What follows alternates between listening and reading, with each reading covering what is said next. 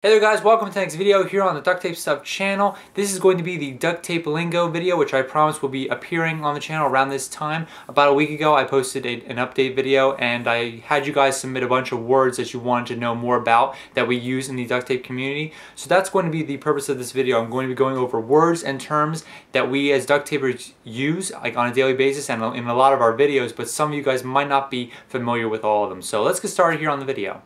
The first word we're going to go over is collab. Now collab is short for collaboration, and in the duct tape community it typically means that more than one person is working on a project. Sometimes you'll have a whole bunch of duct tapers who are working on a certain project on a channel, and sometimes you'll actually have a collaboration channel, which is where 3 people or 4 people or sometimes even more than that are working on posting videos to that channel.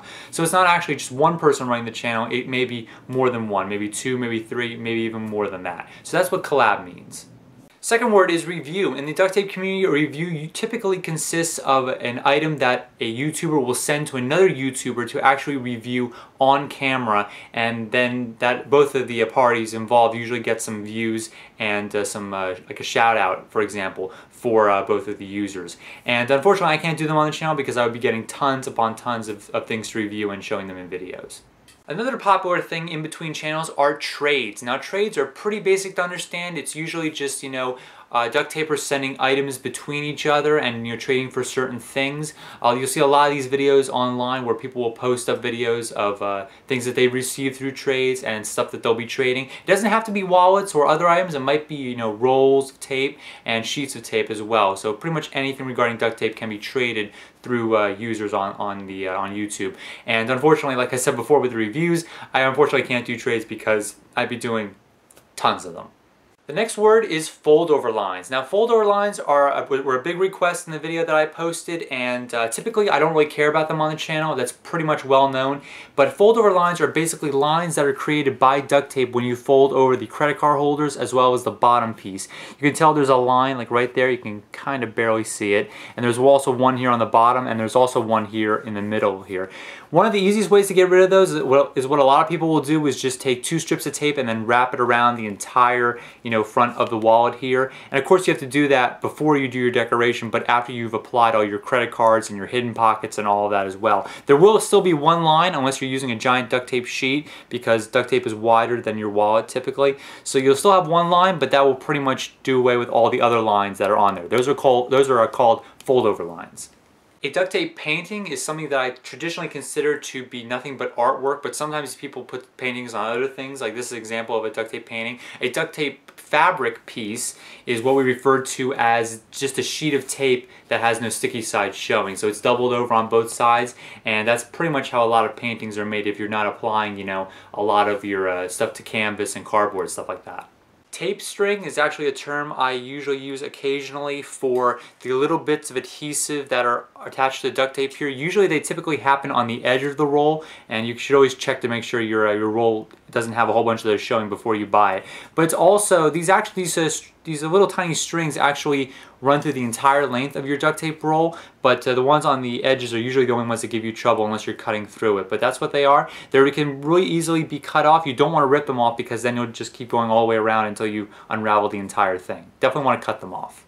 Flip down credit card holders are pretty much just a sheet of tape with 2 credit card holders attached to them, and then you can flip down like this, or you can actually flip them up or to the sides as well. Hidden pockets are another term we sometimes use, and hidden pockets are generally ones that you aren't really visible unless you really go searching for them. A lot of people will put them so that they actually slide like this, like there'll actually be a pocket here that you can slide something in, because when you open a wallet it's kind of hard to see those, and they're typically covered up with other credit card holders as well, so you don't really notice them unless you go looking for them in a wallet. Magic wallet, a type of wallet that is totally unique to the duct tape world. It involves a bunch of latches here with usually 2 different pieces, and how it works is actually, it's not really too magical. It just involves you putting something in underneath one of the latches here, and then you just flip it over and it traditionally switches sides, and that's exactly how a lot of them are made. Traditionally they're made just like this, but you can also add some credit card holders and a lot of other things to it as well. I do have a few tutorials of how to make these on the channel.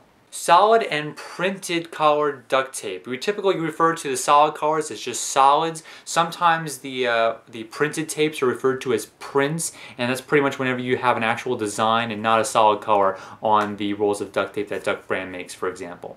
Now, two more terms I use on the channel are puzzling and layering decoration. Layering decoration is pretty simple. This is a great example of it. Underneath there's actually one giant black piece because there's a black border line around Blossom here, and all of these different pieces are actually stuck onto it, and those consist of different layers to give you know, an idea of how the image works.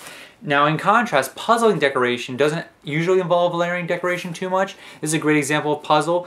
There's hardly any items that are actually overlapped on top of each other, but all of them fit together in sort of a puzzle sense to give a sense of an image or something that you're working on. So that's a great example of puzzle decoration.